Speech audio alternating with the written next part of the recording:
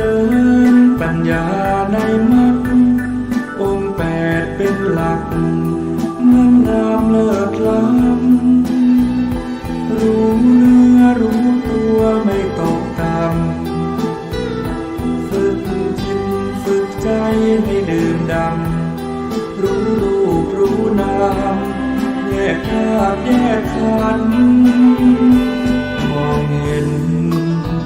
ในไตรลักษณ์ว่าไม่เพียงสภาพแปรผันให้คงเดิมเป็นไม่ได้แท้นั้นวิปัสสนาเกิดพุทธชนทุกท่านอริยสัจสร้างสรรค์คือธรรมราชา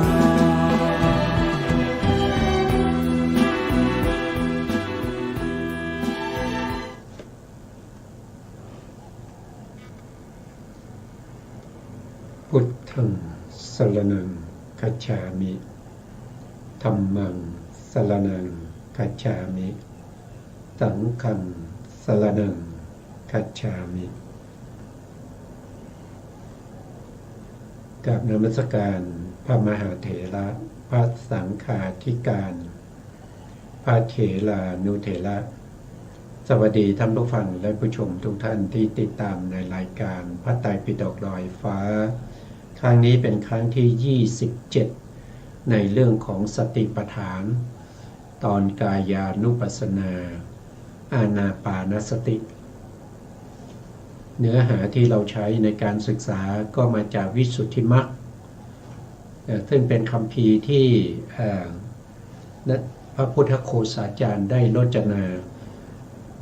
ไว้ตั้งแต่พ.ศ. ประมาณ900นะพ.ศ. ประมาณ900ซึ่งในวิสุทธิมรรคนี้ก็จะพูดถึงเรื่องใหญ่ๆอยู่3เรื่องด้วยกันนะครับหนึ่งก็คือพูดถึงในเรื่องของศีลนะเรื่องของศีล2ก็พูดถึงเรื่องของสมถะ3ก็พูดถึงเรื่องของปัญญาปัญญาก็คือวิปัสสนานั่นเองซึ่งครั้งที่แล้วเนี่ยเราก็ศึกษาในเรื่องของการระงับหรือการทำให้กายสังขารที่หยาบนั้นให้สงบระงับบางครั้งถึงการดับไปด้วยนะที่มีคำว่าปะสัมพยังกายสังขารังอัสสสิสามิแล้วก็สัมพยังกายสังขารังอัสสสามินะครับก็มีทั้งหายใจเข้าแล้วก็หายใจออกนะครับ เราก็มาจนถึงในเรื่องของมติในปฏิสัมภิธามรรคนะปฏิสัมภิธามรรคก็คือเป็นคัมภีร์ที่พระสารีบุตรท่านได้รวบรวมที่พระพุทธองค์ได้แสดงไว้ในที่ต่างๆนะครับมาเป็นคัมภีร์ที่ชื่อว่าปฏิสัมภิธานะซึ่งจัดอยู่ในพระไตรปิฎกในคุตกนิกายนะครับในคุตกนิกายครั้งที่แล้วเราพูดถึงมติในปฏิสัมภิธามติในปฏิสัมภิธาก็คือท่านพูดถึงเรื่องของการทำให้กายสังขารคือลมหายใจเข้าและลมหายใจออกนะครับให้ระงับแล้วก็มีคำท้วงแล้วก็คำเฉลย คำท้วงคืออะไรคำท้วงก็คือคำที่มีบางคนทักท้วงหรือว่าบางคนอาจจะถามท่านก็ตั้งประเด็นขึ้นมาแล้วท่านก็จะเป็นผู้ที่ตอบปัญหานี้เองนะครับก็จะท่าน ในลักษณะอย่างนี้ก็คือ เขาเรียกว่าเป็นกัตตุอะไรนะผมลืมอยู่เรื่อยเลยนะครับเป็นประเภทที่คำถามที่เกี่ยวกับเรื่องของคำถามในพระพุทธศาสนาเนี่ยก็มีอยู่5ประเภทด้วยกันนะครับที่ท่านถามแล้วก็ท่านประสงค์จะตอบเองนั้นก็เรียกว่ากัตเถตุกัมมยตาปูชานั่นเองนะครับท่านเป็นผู้ที่ถามเองแล้วก็จะตอบเองนะครับไม่ให้ใครตอบประเด็นก็มีอยู่ที่ว่าเมื่อทำให้กายสังขารนี้สงบระงับนะสงบระงับแล้วก็ดับนะครับตรงนี้นะครับดูตรงนี้นะภิกษุทำกายสังขารนั้นให้ระงับคือดับนะคือดับทีนี้คำว่าดับเนี่ยเมื่อดับแล้วเนี่ยกายสังขารดับแล้วเนี่ยจะมีความรู้สึกถึงหายใจเข้าหายใจออกอยู่หรือเพราะว่าลมนั้นดับไปแล้วนะครับแล้วท่านก็ถามอย่างนี้นะยังจะรู้อยู่หรือว่าลมหายใจเข้าแล้วก็ลมหายใจออกเพราะว่าสงบระงับแล้วก็ดับไปแล้วนะท่านก็จะตอบให้นะครับท่านก็จะตอบให้จนเนี่ยครับเป็นคำถามที่ท่านจะตอบนะครับและบัณฑิตทั้งหลายย่อมไม่ได้เข้าสมบัติก็คือไม่ได้ตอนนั้นยังไม่ได้อยู่ในสมบัตินะครับหรือว่าไม่ได้ออกจากสมบัติเหมือนอย่างไรนะครับก็คือ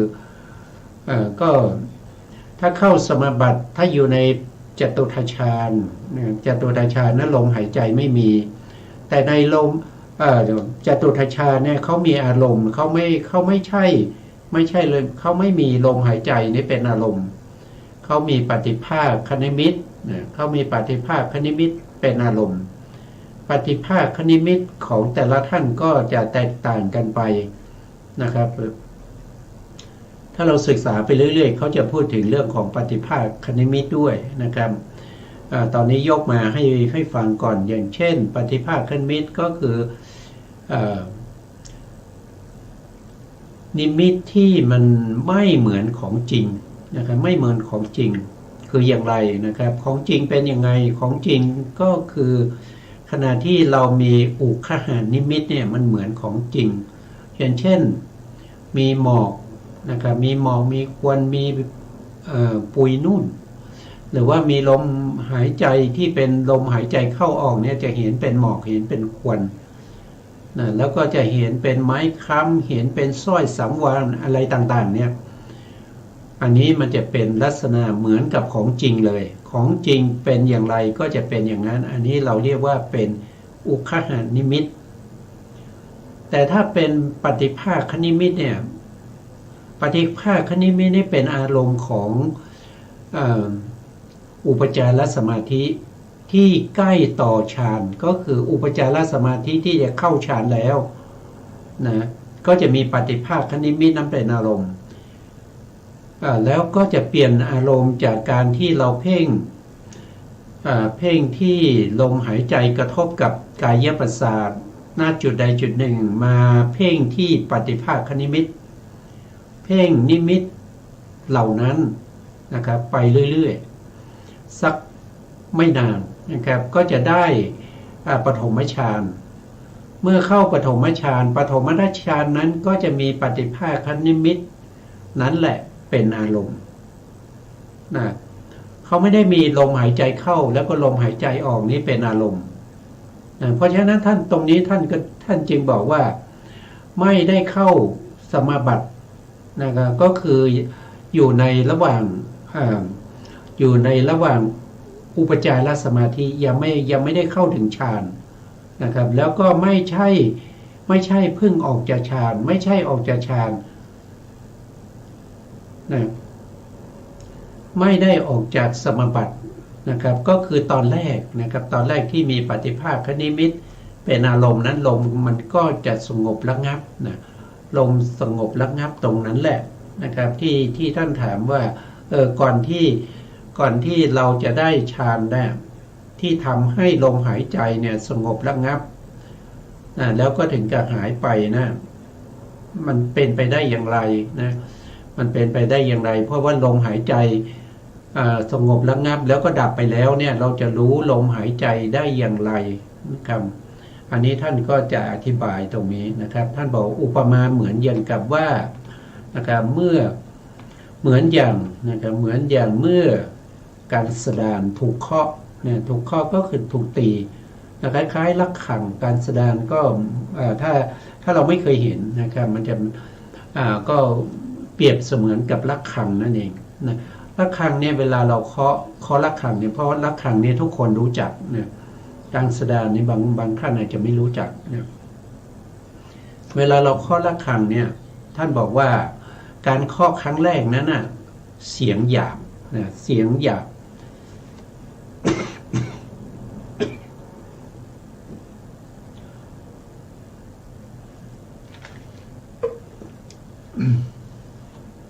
ขออภัยครับเสียงที่เราเคาะระฆังครั้งแรกนั่นเสียงนั้นมันจะหยาบนะครับย่อมเป็นไปในครั้งแรกนะครับจิตก็เป็นไปได้คือจิตนั้นก็สามารถรู้ได้ในเสียงที่มันหยาบเนี่ยเพราะว่ารู้ชัดเห็นไหมถ้าเสียงละเอียดเข้าไปมากๆเนี่ยจิตอาจจะไม่รู้ก็ได้สติอาจจะไม่คมชัดนะครับก็ตามรู้ลมนั้นไม่ได้นะครับแต่เมื่อลมหายใจใหม่ๆนะที่ยังไม่สงบระงับหรือว่าสงบระงับไปแล้วแต่ยังไม่ถึงกระดับยังไม่ถึงกระดับเนี่ยก็สามารถที่จะรู้ได้นะเพราะเสียงกำหนดนิมิตนะครับโทษทีเพราะกำหนดนิมิตแห่งเสียงได้ง่ายเพราะเสียงนั้นมันหยาบนะเพราะทำนิมิตแห่งเสียงนั้นไว้ในใจได้ง่ายเสียงมันหยาบนี่เวลาเรากำหนดมันก็กำหนดได้ง่ายใช่ไหมครับกำหนดได้ง่ายแล้วก็ทำนิมิตของเสียงนั้นได้ง่ายเพราะทรงจำนิมิตแห่งเสียงหยาบได้ง่ายแม้เมื่อเสียงหยาบดับแล้วหลังจากนั้นถัดไปนะเสียงละเอียดก็ยังเป็นไปจิตก็เป็นไปได้คือเสียงละเอียดก็คือหมายถึงว่าเวลาเราเคาะระฆังเนี่ยเสียงที่มันเคาะครั้งแรกเนี่ยมันจะดังขึ้นครั้งแรกเนี่ยมันเป็นเสียงหยาบเช่นกริ้งหรือว่าเราเคาะระฆังครั้งแรกเนี่ยถ้าเราฟังเนี่ยเราจะรู้สึกได้ถึงเสียงที่มันหยาบใช่ไหมครับหลังจากนั้นเสียงมันจะกังวานกริ้งอย่างเงี้ยนะครับเมื่อเสียงที่มันเคาะครั้งแรกนั้นมันหยาบเสียงที่มันกังวานนั้นมันก็เริ่มละเอียดเข้าไปนะท่านก็บอกว่าเมื่อเสียงนั้นละเอียดก็ยังให้จิตนี้เป็นไปได้นะให้จิตนี้เป็นไปได้เพราะกำหนดนิมิตแห่งเสียงละเอียดนั้นได้เพราะมันต่อเนื่องกันนะใช่ไหมมันต่อเนื่องกันเสียงหยาบกับเสียงละเอียดมันต่อเนื่องกันแต่เสียงละเอียดคือเสียงกังวานนะมันจะดังแล้วก็กังวานไปเป็นระยะเวลาที่ยาวกว่าเสียงหยาบที่เราเคาะครั้งแรกเพราะฉะนั้นจิตก็เป็นไปได้นะจิตก็เป็นไปได้ดีนะเพราะยังมีนิมิตแห่งเสียงละเอียดไว้ในใจได้ดีเพราะทรงจำเสียงที่ละเอียดได้ดีแม้เสียงละเอียดดับแล้วนะเสียงละเอียดเนี่ยมันกังวานไประยะหนึ่งก็จะดับไปนะดับไปหลังจากนั้นนะไปจิตก็ยังเป็นไปได้นะก็คือจิตนั้นก็ยังมีนิมิตนั้นเป็นไปได้นะถึงแม้เสียงนั้นดับนะครับแม้เพราะนิมิตแห่งเสียงละเอียดเป็นอารมณ์ นะครับเพราะว่ามันต่อเนื่องมาจากเสียงละเอียดที่มันเป็นอารมณ์นั้นแม้ชั้นใดลมหายใจออกลมหายใจเข้าที่หยาบก็เหมือนกันฉะนั้นเพราะกำหนดนิมิตแห่งลมหายใจเข้าและลมหายใจออกหยาบได้ง่ายอันนี้ท่านเริ่มอธิบายใหม่นะครับเพราะทำนิมิตแห่งลมหายใจเข้าและลมหายใจออกได้ง่ายนะเพราะสังเกตนิมิตแห่งลมหายใจเข้าแล้วก็หายใจออกได้ง่ายเมื่อลมหายใจเข้าแล้วก็ลมหายใจออกดับแล้วหลังจากนั้นลมหายใจเข้าแล้วก็ลมหายใจที่ละเอียดก็ยังเป็นอยู่ก็คือยังมีลมหายใจที่ละเอียดอยู่เพราะคล้ายๆอุปมาเหมือนกับเสียงระฆังที่มันยังกังวานอยู่นะครับจิตก็ไม่ฟุ้งซ่านเพราะยังจับนิมิตนั้นได้ดีอยู่นะเพราะว่ายังจับนิมิตได้ดีอยู่แต่ถ้าจิตฟุ้งซ่านเมื่อไหร่นะครับนั่นแสดงว่ามันหลุดจากลมหายใจนะครับฟุ้งซ่านนี่มันเป็นนิวรณ์นะนิวรณ์อย่างใดอย่างหนึ่งที่เกิดขึ้นนะแสดงว่าจิตของเราเนี่ยหรือสตินะครับสติปัญญาวิริยะแล้วก็สมาธิที่กำหนดลมหายใจอยู่นั้นมันก็จะดับไปถ้านิวรณ์เข้ามาคือมันไม่รู้อ่ะมันไม่สามารถรู้ได้มันไม่สามารถรู้ลมละเอียดได้เพราะมันมีนิวรณ์เป็นอกุศลนะแต่อานาปานสติตัวที่ไปกำหนดรู้ถึงลมหายใจเข้าเนี่ยหายใจเข้าหรือหายใจออกนี้มันต้องเป็นกุศลเท่านั้นต้องเป็นมหากุศลเท่านั้นถ้ามหากุศลไม่เกิดนิวรณ์เข้ามาแทรกนิวรณ์นั้นเป็นอกุศลเพราะฉะนั้นอกุศลเขาจะไปรู้อย่างอื่นนะครับเขาจะไปรู้อย่างอื่นเช่นฟุ้งซ่านนี่ก็มีอารมณ์ที่ไม่แน่นอนนะครับฟุ้งไปในอารมณ์ต่างๆไม่ตั้งมั่นอยู่ในอารมณ์ใดอารมณ์หนึ่งไม่เหมือนกับตอนที่เรามีสติมีวิริยะมีมหากุศมีปัญญาแล้วก็มีสมาธิที่ประกอบอยู่ในมหากุศลนั้นกำลังกำหนดรู้ลมหายใจอยู่ไม่เหมือนกันนะครับเมื่อกำหนดจับนิมิตได้ดีก็คือนิวรณ์ไม่เข้ามาในช่วงแรกที่ลมนั้นละเอียดแล้วก็ดับไปนะครับจิตนั้นก็ยังจับนิมิตนั้นได้ดีนะเพราะใส่ใจนิมิตได้ดีก็คือมุ่งอยู่นิมิตนั้นนะถึงมันดับไปแล้วก็ยังสามารถที่จะรู้ได้อะไรรู้จากนิมิตนิมิตนี่มันไม่ใช่มันไม่ตอนนี้นิมิตเนี่ยที่มันละเอียดเนี่ยคือมันไปรู้ทางใจแล้วถึงมันดับไปใช่ไหมครับมันดับไปคืออะไรก็คือจริงๆแล้วมันไม่ดับนะถ้าเรายังไม่เข้าฌาน4เนี่ยมันดับไม่ได้เพราะว่าลมหายใจเข้าออกเนี่ยต้องถึงจตุทัชฌานตรงนี้ยังอยู่แค่อุปจารสมาธิมันจะดับไม่ได้นะจะต้องเข้าถึงฌาน4นู่นนะถึงจะดับได้นะเพราะฉะนั้นในเวลาที่ลมหายไปเนี่ยจิตนี้ก็ยังมีลมหายใจนั้นเป็นนิมิตได้ด้วยการอาศัยลมหยาบแล้วก็ลมละเอียดที่สืบเนื่องต่อกันมานั้นเป็นนิมิตนะเป็นนิมิตที่อยู่ในช่วงแรกก็จะเป็นอุคหานิมิตนะครับนะเป็นอุคหานิมิตที่อยู่ในใจนะครับนะรู้ได้ทางใจนั่นเองนะแม้ลมหายใจเข้าและลมหายใจแล้วละเอียดดับไปแล้วหลังจากนั้นจิตก็ไม่ถึงความฟุ้งซ่านแม้เพราะยังมีนิมิตแห่งลมหายใจเข้าและลมหายใจออกที่ละเอียดเป็นอารมณ์เมื่อเป็นดังนี้การอบรมจิตเพื่อวาตุปะลัทธิอันนี้แปลว่าอบรมจิตในเรื่องของการกำหนดรู้ลมนะให้จิตนั้นกำหนดรู้ลมเพื่อลมหายใจเข้าและก็ลมหายใจออกเพื่ออานาปานสติก็ดีเพื่ออานาปานสติสมาธิก็ดีลมหายใจเข้าและลมหายใจออกก็ดีนี่ก็คือเป็นช่วงเริ่มต้นนะเริ่มต้น ต่อมาก็จะเป็นเพื่ออานาปานสติก็ดีอันนี้ก็เป็นประเภทที่เป็นอุปจารสมาธิละนะครับแล้วก็เพื่ออานาปานสติสมาธิโทษทีเมื่อกี้นี้ตรงนี้เป็นเพื่ออานาปานสติก็ดีตรงนี้เป็นอุปจารสมาธินะแล้วก็เพื่ออานาปานสติสมาธินี้เป็นนี่เป็นอัปปนานะครับอันนี้ก็จะแตกต่างกันในเรื่องของการสืบเนื่องต่อกันเป็นช่วงระยะเวลาแต่ละช่วงนะครับช่วงที่เป็นคณิกะสมาธินะครับก็รู้ลมหายใจเข้าออกได้เหมือนกันนะครับจิตตั้งมั่นอยู่นะแล้วต่อมาก็เป็นอุปจารสมาธิอันนี้ก็เพื่อวิปัสสนาต่อมาก็เป็น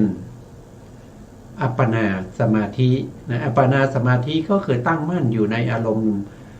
มณ์ที่เป็นปฏิภาคนิมิตของอานาปานสติ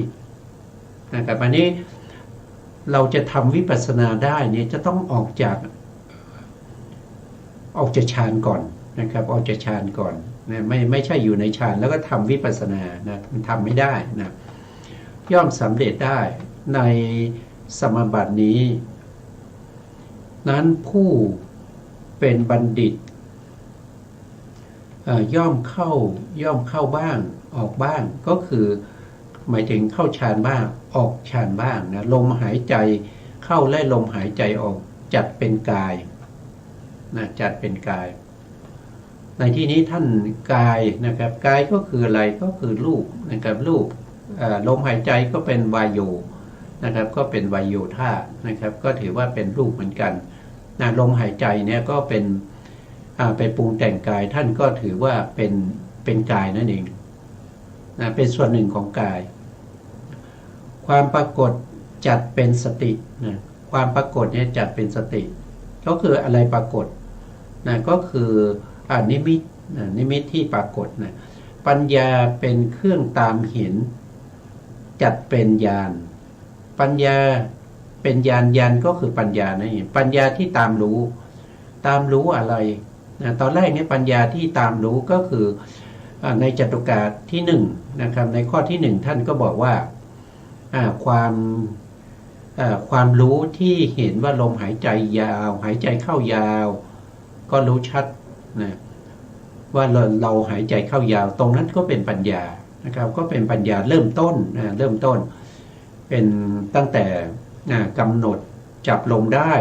นะเป็นคณิกะสมาธิมาเรื่อยๆนะครับแล้วก็ข้อที่สองก็คือเมื่อเราหายใจเข้าสั้นก็รู้ชัดว่าเราหายใจเข้าสั้นนั่นก็คือปัญญานะครับที่รู้แต่ตอนนี้ยังไม่เข้าถึงอุปจารสมาธินะครับเมื่อรู้สำเนียกเราย่อมสำเนียกตามเห็นกองลมทั้งปวงไม่ว่าจะเป็นต้นลมกลางลมปลายลมนะต้องเห็นอย่างนี้นะเมื่อเห็นอย่างนี้ตัวที่เห็นนั้นก็คือตัวปัญญานะก็ยังไม่เข้าถึงอุปจารสมาธินะครับเมื่อเราพยายามเราย่อมสำเนียกก็คือตามศึกษาแล้วก็ระงับนะจะเป็นผู้ระงับกายสังขารแล้วก็หายใจเข้าหายใจออกอันนี้คือข้อที่4ตรงนี้ก็จะเริ่มตั้งแต่เป็นอุปจารสมาธินะครับแล้วก็อัปปนาสมาธินะครับก็จะอยู่ในลมหายใจเข้าระงับให้ลมหายใจเข้านั้นละเอียดยิ่งขึ้นจนดับไปนะดับไปก็คือถ้ายังอยู่ที่อุปจารสมาธิลมหายใจไม่ได้ดับนะครับต้องเข้าใจอย่างนี้นะครับลมหายใจจะดับต่อเมื่อเข้าฌานที่4นะจตุตฌานนะครับเพราะฉะนั้นตรงนี้ก็ไม่มีปัญหานะครับเพราะว่าถึงแม้ว่าเราไปเพ่งปฏิภาคนิมิตนั่นก็เป็นนิมิตนะเป็นนิมิตที่คล้ายๆเป็นนิมิตที่มีลมละเอียดนั้นเป็นปัจจัยให้มีปฏิภาคนิมิตนะเพราะฉะนั้นก็ยังสามารถดูได้นะถ้าใคร ถ้าใครถามเกี่ยวกับเรื่องของสงบระงับจนถึงลมดับนะครับถ้าไม่ถึงชั้น4ก็ถือว่าปัญญาสติปัญญาสมาธินะครับวิริยะเหล่านี้ก็ยังสามารถที่จะรู้ลมหายใจนั้นได้ด้วยความเป็นนิมิตนะครับถึงแม้ว่าไม่สามารถจับลมได้ก็ถือว่ามีลมอยู่แล้วก็มีนิมิตเป็นอารมณ์นะครับพระโยคาวจรย่อมตามเห็นกายนั้นด้วยสตินั้นก็คือเห็นรายกายก็คือลมหายใจนั่นเองนะด้วยสตินะครับด้วยญาณเพราะเห็นนั้นท่านจึงจัดว่าการเจริญสติปัฏฐานเจริญสติปัฏฐานเพราะกายก็คือลมหายใจนะจัดเป็นกายก็คือสติปัฏฐานในธรรมหมวดที่1นะครับนั่นก็คือตามเห็นกายในกายอยู่หนึ่งนะครับหรือกายานุปัสสนาสติปัฏฐานนั่นเองคือปัญญาเครื่องตามเห็นกายในกายนี้เป็นการพรรณนาเฉพาะบทตามลำดับแห่งจตุกะที่1ที่ท่านได้กล่าวไว้ด้วยอำนาจของกายานุปัสสนาในอานาปานสติกถานี้เป็นอันดับแรกอันนี้ก็เป็นมติของอะไรของปฏิสัมภิธามรรคนะครับรายละเอียดจริงๆเนี่ยถ้าเราจะดูรายละเอียดจริงๆก็ไปศึกษาเพิ่มเติมในปฏิสัมภิธามรรคนะครับอยู่ในคุตกานิกายนะอยู่ในคุตกานิกายจะเป็นคัมภีร์ในคุตกานิกายเดี๋ยวผมดูนิดหนึ่งว่าจะ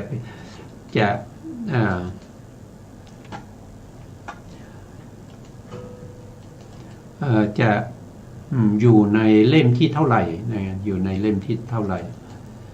คุตกานิกายนะครับ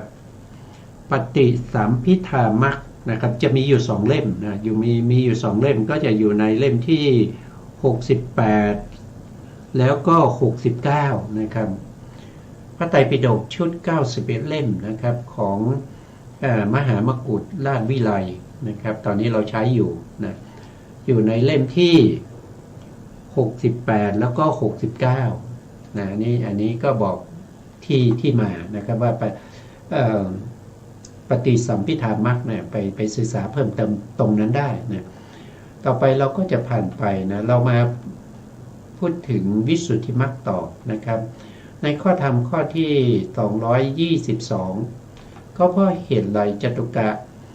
ทั้ง4เหล่านี้จตุกะนี้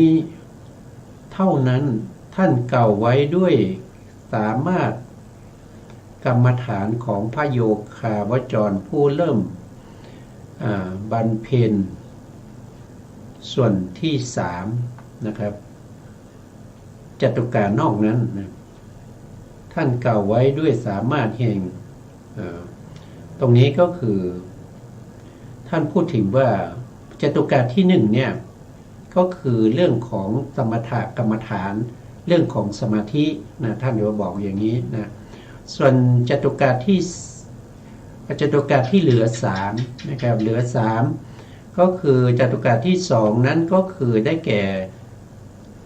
เวทนานุปัสสนานะเวทนานุปัสสนานะพูดถึงเรื่องของการเสวยอารมณ์นะของเวทนาเป็นเจตสิกตัวหนึ่งนะครับเรียกว่าเวทนาขันธ์นะเมื่อเขาเกิดขึ้นเขาต้องเสวยอารมณ์ที่เป็นอะไรเป็นสุขเป็นทุกข์หรือว่าจะเป็นอุเบกขานะครับแต่ถ้าว่าโดยอินทรีย์ก็จะเป็น5ก็คือมีสุขมีทุกข์มีสมนัตมีโทมนัสแล้วก็มีอุเบกขาก็จัดอยู่ในเขาเรียกว่าเป็นสติปัฏฐานนะครับไม่ประภาสนี้เป็นสติปัฏฐานโดยตรงนะไม่ใช่สมถะนะไม่ใช่สมถะประภาสที่3นะประภาสที่3ก็คือจิตตานุปัสสนาสติปัฏฐานอันนี้ก็จะพูดถึงในเรื่องของจิตทั้งหลายนะครับจิตมีโลภะจิตปราศจากโลภะจิต มีโทสะปราศจากโทสะจิตมีโมหะปราศจากโมหะจิตฟุ้งซ่านจิตที่สงบนะจิตเป็นมหากตาจิตไม่เป็นมหากตาอะไรพวกนั้นนะครับก็จัดอยู่ในประเภทที่เป็นวิปัสสนาโดยตรงนะครับไม่ใช่สมถะนะแล้วก็มีธรรมานุปัสสนาซึ่งเป็นจตุกะที่4นะในส่วนที่3นะครับที่เหลือจากจตุกะที่1นะที่เหลือจากกายานุปัสสนาสติปัฏฐานนะธรรมานุปัสสนาสติปัฏฐานนี้ท่านจัดอยู่ในประเภทที่เป็นเรื่องของธรรมนะเรื่องของธรรมถ้าเราดูละเอียดเนี่ยเราก็จะเห็นได้ว่าธรรมานุปัสสนาสติปัฏฐานนี้ก็คือถ้าว่าโดยขันธ์นี้ก็จะได้2ขันธ์นั้นก็คือได้แก่1คือสัญญาขันธ์นะครับขันธ์ที่2ก็คือได้แก่สังขารขันธ์รวมกันแล้วก็จะเป็นธรรมานุปัสสนาสติปัฏฐานในธรรมานุปัสสนาสติปัฏฐานนี้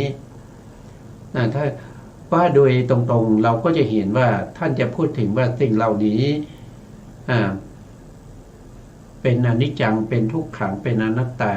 นะครับมันไม่เที่ยงมันเป็นทุกข์มันไม่ใช่ตัวตนนะครับก็จะพูดอยู่ในเรื่องของขันธ์5นะขันธ์5อายตนะ12ธาตุ18แล้วก็พูดถึงนิวรณ์ทั้งหลายพูดถึงโพชฌงค์พูดถึงในเรื่องของมรรคมีองค์8นะครับก็จะอยู่ในธรรมานุปัสสนาสติปัฏฐาน ของพระโยคาวจรผู้บรรลุฌานในจตุกะที่1นั่นนี้เราก็จะเห็นได้ว่าในจตุกะที่1เนี่ยท่านพูดถึงว่าบรรลุฌานนะนั่นแสดงว่าเป็นสมถะนะเป็นสมถะนะครับผู้ที่ใช้ลมหายใจนะครับลมหายใจเข้าแล้วก็ลมหายใจออกในการกำหนดรู้ถึงสภาวธรรมนะต้องทำให้ได้ฌานนะต้องทำให้ได้ฌานนะส่วนมากเขาทำถึงฌาน4นะครับเขาไม่ทำแค่ชั้น1หรือชั้น2นะเขาทำไปจนถึงชั้น4นะชั้น1ก็จะมีองค์ฌาน5นะ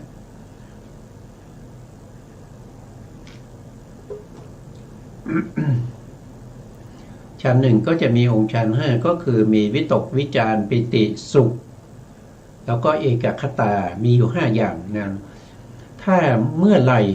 เราเข้าฌานเนี่ยในฌานนั้นมีอารมณ์ประจำนั่นก็คือได้แก่ปฏิภาคนิมิตนะเราไม่รู้นะครับเราไม่รู้ว่ามีองค์ฌานอะไรเพราะว่าองค์ฌานไม่ได้เป็นอารมณ์ของปฐมฌานเรารู้ได้ยังไงนะเรารู้ได้ว่าเราอยู่ฌานไหนนะก็หลังจากที่เราออกจากฌานนะหลังจากที่เราออกจากฌานแล้วก็มีปัจเจเวคขณวิถีก็คือการพิจารณานะพิจารณาอะไรก็คือพิจารณาองค์ฌานนะตอนที่เราออกจากฌานใหม่ๆเนี่ยนะกำลังของสมาธิก็เป็นอุปจารสมาธิไม่เหมือนกับเราอยู่ในฌานถ้าเราอยู่ในฌานเนี่ยเขาเป็นอัปปนานะเป็นปฐมฌานทุติยฌานตติยฌานจตุตฌานเป็นอัปปนานี่เขามีอารมณ์เฉพาะของเขานะเป็นปฏิภาคนิมิตนะจะไปมีอารมณ์อื่นไม่ได้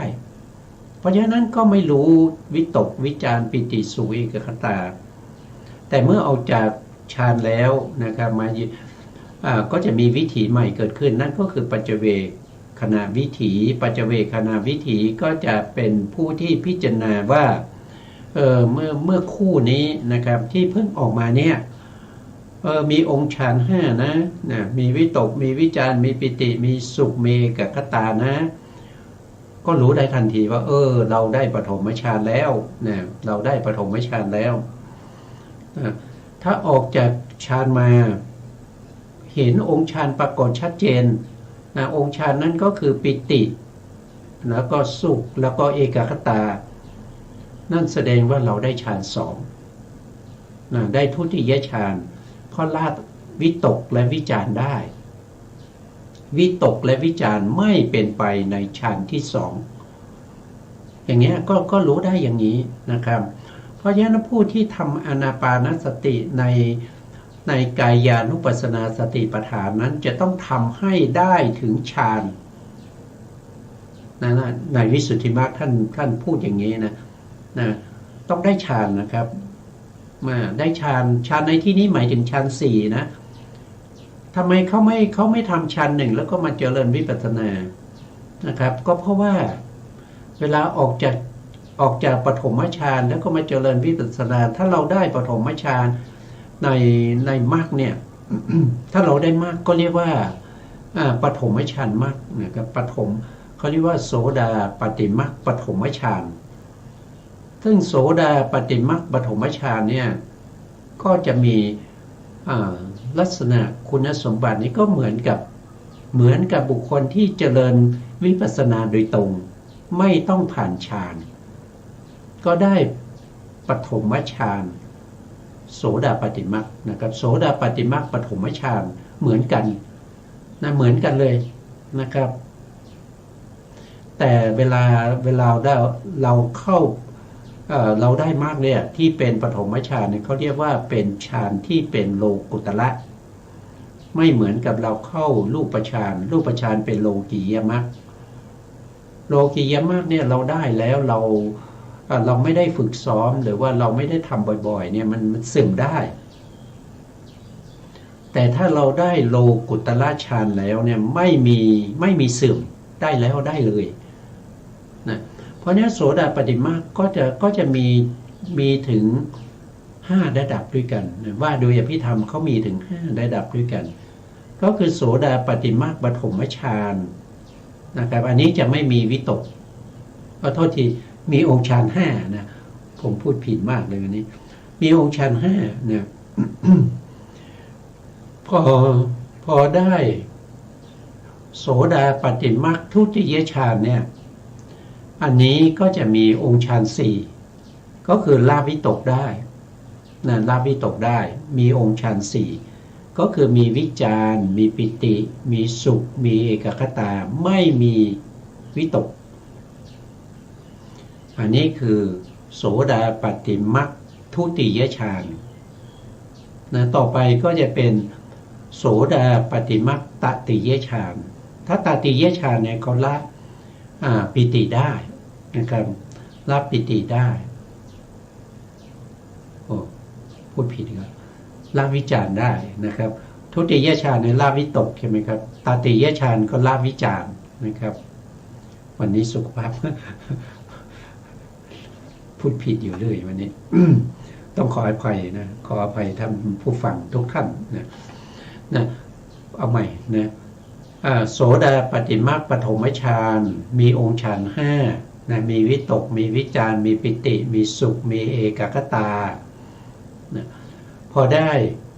โสดาปฏิมรรคทุติยฌานก็จะมีองค์ฌาน4ละตัววิตกไปก็จะเหลือปิติสุขเอกคตานะวิจารปิติสุขเอกคตาพอได้ปฐมฌานตติยฌานก็คือฌาน3ฌาน3ก็จะมีองค์ฌาน3ก็คือมีปิติมีสุขแล้วก็เอกคตาละไป2นะครับก็คือละวิตกกับวิจารถ้าขึ้นฌาน4ก็ละปิติได้นะครับก็เหลือ2นั่นก็คือสุขกับเอกคตาก็เรียกว่าโสดาปฏิมรรคจตุยฌานพอได้ปัญจมฌานก็จะเป็นโสดาปฏิมรรคปัญจมฌานอันนี้ก็จะมีองค์ฌาน2เหมือนกันแต่ไม่ใช่สุขนะครับกลายเป็นอุเบกขากับเอกคตาก็จะเป็นลักษณะอย่างนี้นะครับฌาน4ในพระสูตรนี้ก็ไปเทียบกับพระอภิธรรมก็อยู่ในฌานที่5นะก็ฌานที่5 ด้วยวิปัสสนาอันมีฌานที่สี่ซึ่งมีลมหายใจเข้าและก็ลมหายใจออกเป็นอารมณ์เป็นเหตุใกล้พึงทำกิจทุกอย่างมีการชำระศีลให้บริสุทธิ์เป็นต้นอันนี้การชำระศีลให้บริสุทธิ์เนี่ย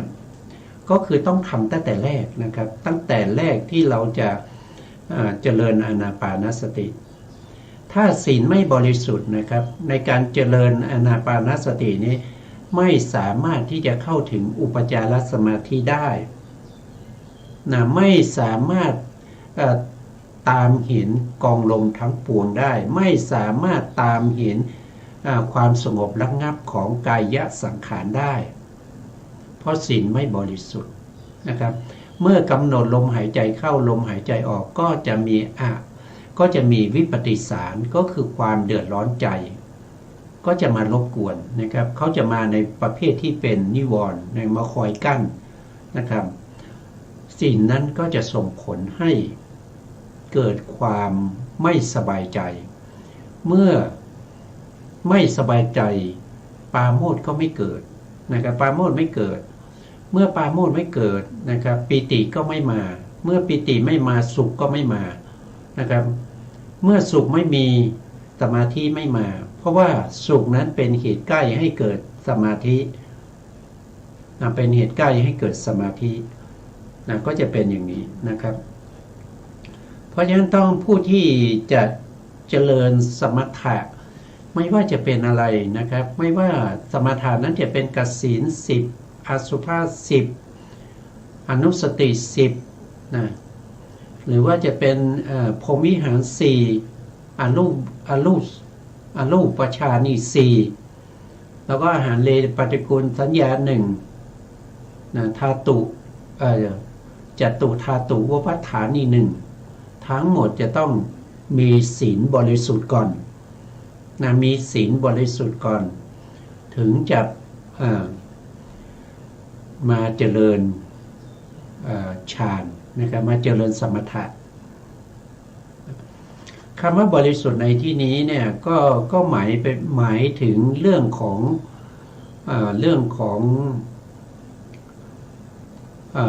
เขาเรียกว่าเป็นศีลผ่องแผ้วนะศีลผ่องแผ้วนะครับศีลผ่องนะศีลผ่องแผ้วนั่นเองนะครับไม่ใช่บริสุทธิ์ธรรมดาบริสุทธิ์ธรรมดาเนี่ยก็คือไม่ผิดศีลใช่ไหมแต่ผู้ที่จะเจริญในเรื่องของสมถะหรือวิปัสสนาศีลนั้นต้องผ่องใสนะก็คือจะรวมไปถึงเขาเรียกว่าเป็น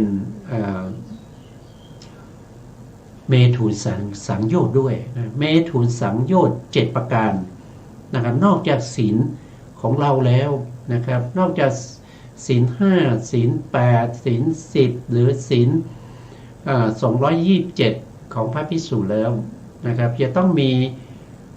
เมถุนสังโยชน์ที่บริสุทธิ์ด้วยนะถ้ามีเมถุนสังโยชน์เกี่ยวข้องจะไม่มีโอกาสที่จะเข้าถึงเข้าถึงอุปจารสมาธิได้นะนี่ก็เป็นเรื่องของศีลนะครับเราเคยศึกษามาแล้วในเรื่องของศีลเนี่ยเราก็ผ่านไปนะครับโดยในดังกล่าวแล้วก่อนนั้นแหละนะก็คือที่ท่านได้กล่าวมาแล้วนะเรื่องของศีลน่ะแล้วพึงกำหนดกรรมฐานอันประกอบด้วยสนธิ5ประการด้วยกันนะสนธิ5ประการนะเดี๋ยวจะมีรายละเอียดนะครับในสำนักของอาจารย์ที่มีมีประการดังกล่าวแล้วนะเราก็มาดูนะครับนะก็จะมีส่วนที่5นะส่วนที่5ก็คืออะไรนะ1ท่านก็บอกว่าอุคหะก็คือผู้ที่จะปฏิบัติไม่ว่าจะเป็นสมถะหรือวิปัสสนาในพระพุทธศาสนานี้จะต้องมีอุคหะก็คือการเรียนนะการกำหนดนะหรือบางที่เขาจะเรียกว่าเป็นปริยัติ บางที่ก็เรียกว่าเป็นสัจจญาณต้องรู้ก่อนรู้วิธีในการกรรมฐานอาจจะเรียนจากครูบาอาจารย์นะครับที่ท่านสอนในเรื่องของกรรมฐานก็ได้นะแต่การเรียนในที่นี้ต้องเรียนให้เข้าใจแล้วก็ต้องมีการท่องบนทรงจำไว้ซึ่งปริยัติที่อาจารย์ท่านสอนนะท่านสอนเนี่ยเราต้องศึกษาให้เกิดความรู้ความเข้าใจนะครับเพราะอะไรก็เพราะว่าถ้าเราไม่รู้ไม่เข้าใจเราไปประพฤติปฏิบัติมันก็มีแต่ทางที่จะผิดใช่ไหมมันมีแต่ทางผิดและอีกอย่างหนึ่งถ้าเราจำได้บ้างไม่ได้บ้างเนี่ยมันก็จะเสียเวลาคือไปปฏิบัติแล้วเดี๋ยวติดปัญหาต้องกลับมาถามอาจารย์อีกนะเพราะฉะนั้นเนี่ยก็ต้องศึกษาให้เข้าใจให้ดีใส่ใจให้ดีนะครับอันนี้ก็เรียกว่าเป็นอุคหะนะก็คือการศึกษาเล่าเรียนในกรรมฐานทั้งหลายนะครับที่เป็นข้อปฏิบัติให้ขึ้นใจให้จดจำให้ได้นะว่าแต่ละลักษณะแต่ละอย่างนะครับอารมณ์แต่ละอย่างนะครับมันเป็นยังไงนะเราจะทำอะไรนะเราจะทำอานาปานสติเราจะทำกายคตาสติหรือว่าเราจะทำกสิณนะครับปัทวีกสิณอาโปกสิณวายโยกสิณอะไรก็แล้วแต่เราต้องรู้ในสิ่งเหล่านั้นนะครับถ้าเราไม่รู้เนี่ยเราไปปฏิบัติมันจะปฏิบัติผิดนะมันจะปฏิบัติผิดมันจะปฏิบัติผิดมันก็มีโทษนะครับมันมีโทษมันเสียเวลาด้วยแล้วก็มันมีโทษด้วยนะครับไม่ใช่ว่าปฏิบัติผิดแล้วมันจะเสียเวลาอย่างเดียวนะครับปฏิบัติผิดเนี่ยมันมีโทษด้วยนะครับเมื่อเราปฏิบัติผิดนะครับนั่นก็คือเราสร้างทางผิดมิจฉาสมาธิหรือว่ามิจฉาวิมุตติเนี่ยนำไปไหนล่ะก็นำไปอบายนะครับนำไปเกิดในอบายนั่นก็คือการให้ผลในการปฏิบัตินะครับถ้าเราปฏิบัติผิดเราก็เรียกว่าเป็นศีลพัตตปรมัสสะปฏิบัติเช่นนะโดยทั่วไปก็จะยกตัวอย่างเช่นปฏิบัติเยี่ยงโคเยี่ยงสุนัขนะครับอะไรพวกนี้นะครับหรือปฏิบัติไม่ถูกทางนะครับไม่ถูกทางนั้นก็มีแต่โทษนะครับมีแต่โทษแล้วก็เสียเวลานะครับต่อไปก็คือปริปุฉาก็คือการสอบถามนะเมื่อศึกษาเล่าเรียนนะครับอยู่กับอาจารย์เนี่ยถ้าเราสงสัยเราไม่เข้าใจเราต้องมีการสอบถามนะครับไม่ต้องเกรงใจนะบางท่านอาจจะเกรงใจแล้วก็ไม่รู้ก็เงียบๆไว้นะครับ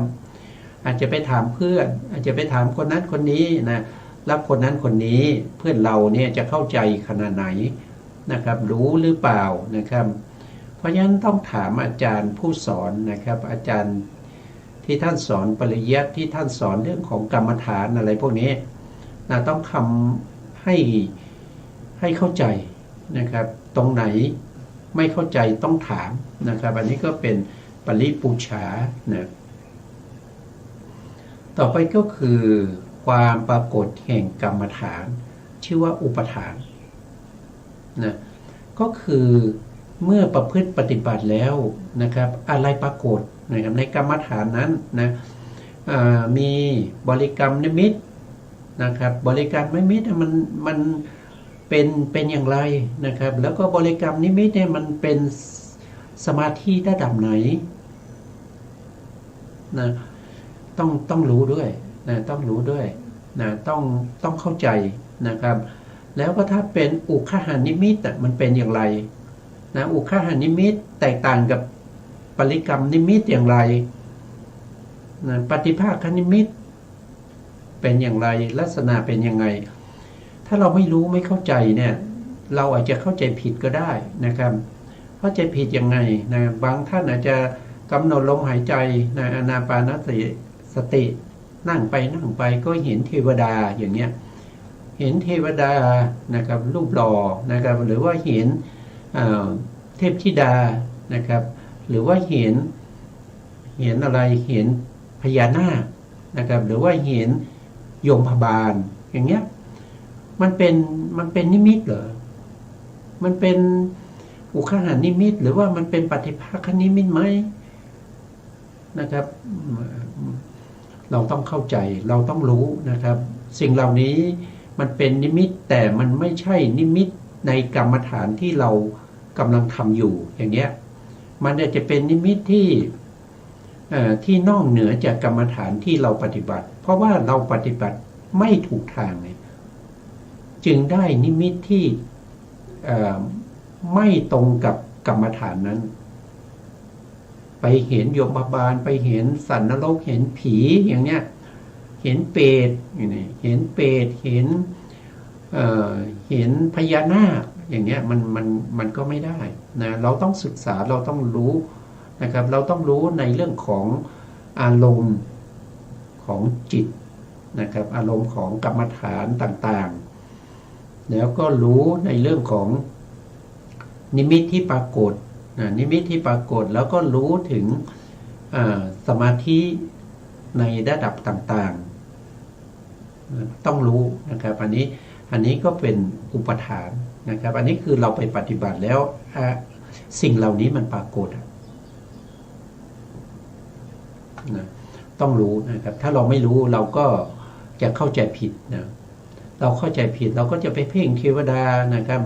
เข้าเมื่อไหร่เราก็ไปเพ่งเทวดาไปเพ่งนางฟ้าในบางคนก็ไปเห็นสัตว์นรกเห็นเปรตเห็นอะไรก็กลัวอย่างเงี้ยมันผิดทางนะครับต่อไปนะครับก็คือความแน่วแน่แห่งกรรมฐานชื่อว่าอัปปนาอันนี้คือหมายถึงว่าท่านเข้าถึงฌานแล้วนะอัปปนานี้ก็คือฌานก็คือปฐมฌานอย่างเนี้ยปฐมฌานทุติยฌานตติยฌานคือท่านเข้าฌานแล้วนะต้องรู้นะครับว่าเข้าฌานนั้นมันเป็นอย่างไรนะครับแล้วการที่จะทรงอยู่ในฌานจะเป็นอย่างไรการได้ฌานครั้งแรกนั้นมันเป็นอย่างไรนะการได้ฌานครั้งแรกเนี่ยเขาจะได้แค่ขนาดจิตเดียวนะในที่กัมมิกะฌานที่เราเห็นวิถีครั้งก่อนนะครับได้เพียงขนาดเดียวนั่นเป็นครั้งแรกนะครับและหลังจากนั้นจะต้องทำยังไงให้ฌานจิตนั้นเกิดขึ้นบ่อยๆนี่เราต้องรู้นะครับเราต้องรู้เพราะว่าในขณะที่เราปฏิบัตินั้นมันเป็นเรื่องของทางใจเราปฏิบัติทางใจนะครับเพราะฉะนั้นครูบาอาจารย์เนี่ยท่านไม่รู้หรอกว่าจิตของเรากำลังกำหนดอะไรอยู่จิตของเรากำลังเป็นอะไรอยู่นะครับท่านไม่รู้นะนอกจากว่าถ้าเราออกจากอารมณ์นั้นแล้วเราไปเข้าไปเรียนท่านว่าขณะที่ผมกำลังปฏิบัติอยู่ตรงนั้นนะผมกำหนดอย่างนี้แล้วก็มีอย่างนี้ปรากฏนะมีอย่างนี้ปรากฏนะอันนั้นก็จะเสียเวลาอีกแล้วใช่ไหมครับเราต้องไปหาครูบาอาจารย์เพราะบางครั้งเนี่ยเราไปปฏิบัติเขาเรียกว่าไปโคนไม้ไปป่าไปเรือนว่างนะเรือนว่างที่เราพูดถึงนี้ก็มีอยู่ทั้ง7อย่างนะครับที่เราพูดไปครั้งก่อนนู้นนะอย่างเช่นไปอยู่ที่ถ้ำนะอยู่ที่ซอกเขาเงื้อมผาลอนฟางนะครับหรือที่โล่งแจ้งอย่างนี้นะครับมันไม่มีครูบาอาจารย์ใช่ไหมครับครูบาอาจารย์ไม่ได้ไปกับเรานะเพราะฉะนั้นเราต้องเป็นผู้ฉลาดในกรรมฐานนั้นด้วยแล้วต่อมาก็คือลักษณะนะลักษณะก็คือเครื่องหมายนะลักษณะคือเครื่องหมายที่บ่งบอกให้เรารู้ว่าเราได้ฌานเราได้มรรคเราได้ผลหรือว่าเราปฏิบัติถูกทางไม่ถูกทางนะลักษณะนิมิตอย่างนี้เป็นอุคหานิมิตอย่างนี้เป็นปฏิภาคนิมิตนะปฏิภาคนิมิตนั้นเป็นเกิดขึ้นตอนไหนอย่างนี้เราก็ต้องรู้นะครับว่า ขณะนั้นเรามีสมาธิเป็นอุปจารสมาธิหรืออัปปนาสมาธิเหล่านี้เราต้องรู้ในลักษณะแล้วเรายังจะต้องจำในลักษณะต่างๆนะครับลักษณะต่างๆก็คือตอนที่เราได้ฌานครั้งแรกเราทำอะไรบ้างนะครับเพราะว่าครั้งต่อไปเนี่ยเราต้องทำอย่างนั้นเราต้องจำได้ว่าเรากินอาหารอะไรเราอยู่ที่ไหนอากาศเป็นยังไงเรานั่งมุมไหนเรานั่งในถ้ำที่ไหนอย่างไรต้องจำลักษณะนะครับถ้างั้นครั้งต่อไปเราทำฌานมันก็จะไม่เกิดนะครับถ้าเราไม่จำนะไม่จำลักษณะหรือจำสิ่งต่างๆนี่ก็เป็นเรื่องของสันธินะครับเพราะฉะนั้นเราก็จะต้องศึกษาให้รู้และเข้าใจนะสุดท้ายนี้ขอกราบขอบพระคุณพระครูสมุทรวิสุวัตรวรกิจโจผู้อำนวยการสถานีวิทยุเพื่อการศึกษาพระพุทธศาสนาและวัฒนธรรม FM 104.5 เมกะเฮิรตซ์วัดฝายหินจังหวัดเชียงใหม่และขอกราบขอบพระคุณพระครูปริยัติยานุศาสตร์ขอบคุณท่านผู้ฟังและผู้ชมทุกท่านที่ติดตามในรายการพระไตรปิฎกลอยฟ้าพบกันใหม่